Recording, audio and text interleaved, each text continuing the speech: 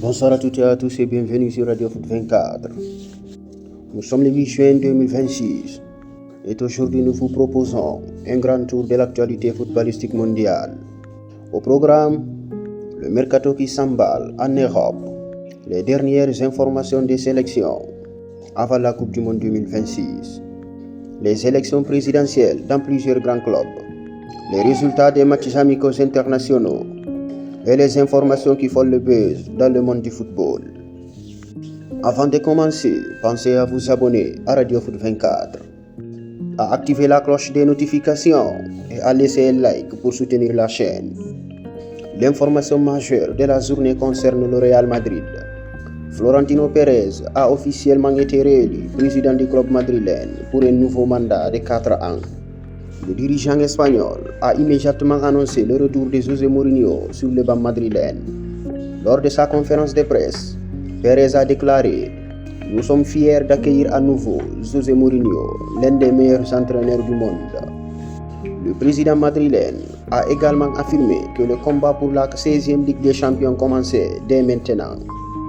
Côté mercato, le Real Madrid prépare plusieurs annonces. Ibrahima Konaté aurait signé jusqu'en 2030. Denzel Dumfries aurait également signé son contrat. Antonio Rudiger prolongera jusqu'en juin 2027. Pepe pourrait intégrer le staff technique de Mourinho. Enfin, le club continue de surveiller Julian Alvarez, dont le prix est estimé à 150 millions d'euros. Et justement, restons dans le mercato européen avec les mouvements qui agitent actuellement l'Angleterre. Manchester City prépare une nouvelle offre pour Elliot Anderson. Les Citizens sont confiants et pensent conclure rapidement l'opération après plusieurs mois de négociations. Manchester United reste dans la course mais semble désormais en retard. Autre dossier important, Marc Cucurella souhaiterait quitter Chelsea. Manchester United s'intéresse au latéral espagnol, mais son rêve serait un retour au FC Barcelone. Chelsea réclamerait entre 40 et 50 millions d'euros. Du côté de Stamford Bridge, les Blues préparent également une offre de 60 millions d'euros pour Rafael Leao. Enfin, Marcus Rashford continue d'alimenter les rumeurs. Le Bayern de Munich est prêt à payer les 34,5 millions d'euros demandés par Manchester United. Mais le salaire du joueur constitue encore un obstacle. Direction maintenant l'Italie où plusieurs dossiers avancent rapidement.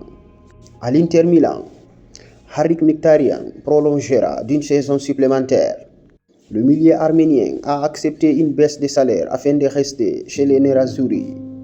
Par ailleurs, le directeur sportif Piero Assilio a confirmé que le club cherchait déjà un remplaçant à Denzel Dumfries. L'objectif est de recruter un latéral droit plus jeune. À Rome, la Roma poursuit son intérêt pour Mason Greenwood. Le club italien serait prêt à proposer entre 35 et 40 millions d'euros. Cependant, Marseille réclame au minimum 50 millions d'euros.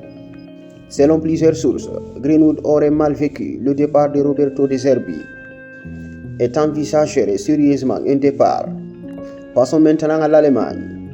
Le Bayern de Munich poursuit sa réflexion concernant Marcus Rashford. Du côté de Wolfsburg, un accord a été trouvé avec Winterthur pour recruter le jeune gardien Hardik Fer. International suisse U16, il est considéré comme l'un des plus grands espoirs à son poste. Place désormais au championnat secondaire et au mouvement des entraîneurs. Jürgen Klopp continue de jouer un rôle important dans le groupe Red Bull. L'ancien entraîneur de Liverpool est sur le point de nommer Narcís Pelage comme nouvel entraîneur du RB Omiya Ardija au Japon. Par ailleurs, les rumeurs l'envoyant à Al-Ittihad ont été fermement démenties par son agent. En Turquie, Aziz Yildirim a remporté l'élection présidentielle de Fenerbahçe. La conséquence immédiate est l'abandon de plusieurs dossiers annoncés par son rival. Luis Suarez, Mason Greenwood, Hakan Calhanoglu, Merih Demiral. Direction maintenant les sélections nationales à quelques jours du début de la Coupe du Monde. Maroc, l'inquiétude grandit chez les Lions de l'Atlas. Ez Abde devrait manquer la Coupe du Monde après une blessure au genou. Noussaïr Mazraoui souffre également d'une blessure à l'épaule. Naïef Agar et Shamsuddin Talbi restent incertains. Le club a toutefois obtenu un match nul encourageant face à la Norvège grâce à un but de Brahim Diaz. Sénégal, Kalidou Koulibaly a affiché ses ambitions. Le défenseur sénégalais estime que son équipe peut battre n'importe quelle sélection au monde. Les Lions de la Teranga poursuivent leur préparation dans une excellente ambiance. Algérie, les Phoenix sont arrivés aux États-Unis. Des centaines de supporters étaient présents malgré la pluie pour accueillir les joueurs. L'enthousiasme est immense autour du retour de l'Algérie en Coupe du Monde. En Espagne, bonne nouvelle pour la Roja. Lamine Yamal et Nico Williams seront disponibles pour le premier match du mondial. Uruguay, Ronald Araujo souffre d'une légère blessure au mollet. Cependant, aucun risque n'est évoqué concernant sa participation à la Coupe du Monde. Danemark, Christian Eriksen donne des nouvelles rassurantes. Le milieu danois devrait quitter prochainement l'hôpital et retrouver sa famille. Pays-Bas, Ronald Koeman a révélé que son épouse, actuellement soignée contre un cancer, n'a pas pu l'accompagner aux États-Unis. Une déclaration particulièrement émouvante du sélectionneur néerlandais.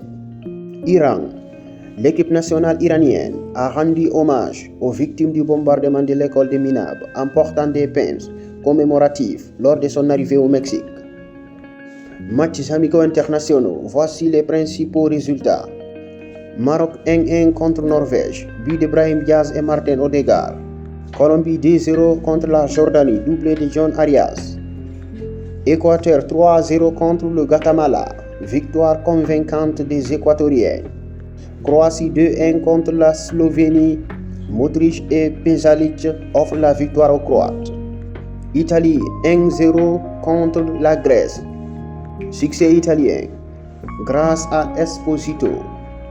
Mention spéciale à Luka Modric qui continue de marquer à 40 ans et disputera sa 5e Coupe du Monde. Les informations insolites. À Paris, plusieurs billets emblématiques ont été renommés temporairement après le sacre du PSG à Ligue des Champions. Le boulevard Haussmann est devenu le boulevard Ousmane en hommage à Ousmane Dembélé. Le pont de Bir Hakeim est devenu le pont de Bir Hakimi. Aux États-Unis, la Suisse rencontre un problème inattendu. Le camp de base helvétique est situé dans une zone réputée pour la présence de serpents venimeux. La Fédération suisse étudie actuellement la possibilité d'un déménagement. Enfin, une fusillade survenue près du camp de base de l'Angleterre à Kansas City a fait 9 blessés. Aucun membre de la sélection anglaise n'a été touché. Le chiffre du jour. Kylian Mbappé a inscrit 56 buts avec l'équipe de France. C'est plus que l'ensemble des 25 autres joueurs sélectionnés pour la Coupe du Monde réunie. Une statistique impressionnante qui démontre l'importance du capitaine français. Voilà ce qu'il fallait retenir de l'actualité footballistique mondiale de ce 8 juin 2026. Le Real Madrid prépare une véritable révolution. Avec le retour de José Mourinho, les grandes nations poursuivent leur préparation pour la Coupe du Monde. Et le mercato commence déjà à s'enflammer aux 4 coins de l'Europe. Merci d'avoir suivi cette édition de Radio Foot 24. N'oubliez pas de vous abonner à la chaîne, d'activer la cloche des notifications, de liker la vidéo et de partager cette émission avec tous les passionnés de football. Rendez-vous très bientôt pour une nouvelle édition de Radio Foot 24. Prenez soin de vous et vive le football.